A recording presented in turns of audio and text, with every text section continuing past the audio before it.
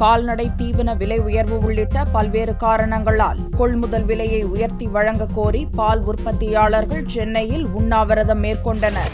கால்நடை தீவனம் உள்ளிட்ட அனைத்து பொருட்களின் கடுமையான விலை உயர்வு காரணமாக பால் கொள்முதல் விலையை உயர்த்தி தர தமிழ்நாடு பால் உற்பத்தியாளர்கள் கோரிக்கை விடுத்து வருகின்றனர். 1 லிட்டர் பசும்பாலுக்கு 25 ரூபாயும் எருமை பாலுக்கு 35 ரூபாயும் குறைந்தபட்ச கொள்முதல் விலையாக நிர்ணயிக்க கோரி செவ்வாயன்று உண்ணாவிரதம் இருந்தனர். 2013 வருடத்திற்கான பாலுக்கு கொள்முதல் விலை உயர்வை இன்னும் தமிழக அரசு அறிவிக்கவில்லை. உடனடியாக அறிவிக்க வேண்டும் என்பது எங்களுடைய பிரதானமான கோரிக்கை.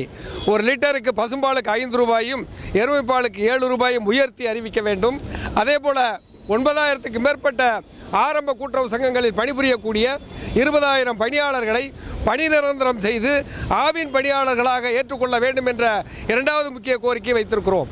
உற்பத்தியாளர்களுக்கு ஊக்கத்தொகை, உடனுக்குடன் பணம் பட்டுவாடா, மானியத்துடன் கடன் வசதி உள்ளிட்ட கோரிக்கைகளை தமிழ்நாடு விவசாயிகள் சங்க தலைவரும் எம்எல்ஏவுமான பாலகிருஷ்ணன் வலியுறுத்தினார். பணி நிரந்தரம் உட்பட்ட கோரிக்கைகளை நிறைவேற்ற வேண்டும் என வற்புறுத்தி இன்றைக்கு பல்லாயிரக்கணக்கான பால் உற்பத்தியாளர்கள் இந்த உண்ணாவிரத போராட்டத்தில் ஈடுபட்டிருக்கிறார்கள். இன்றைக்கு எல்லா பொருட்களும் விலையேறுவது என்பது மட்டுமல்ல, மாட்டு தீவனம், மாட்டுக்கான புல், புண்ணாக்கு, வைக்கோல் போன்ற அனைத்துமே இன்றைக்கு 1க்கு 3ஆக விலையேறி விற்கிற போது பால் உற்பத்தியாளர்கள் இன்றைக்கு உற்பத்தி செய்ய முடியாத இக்கட்டான நிலைக்கு தள்ளப்பட்டிருக்கிறார்கள்.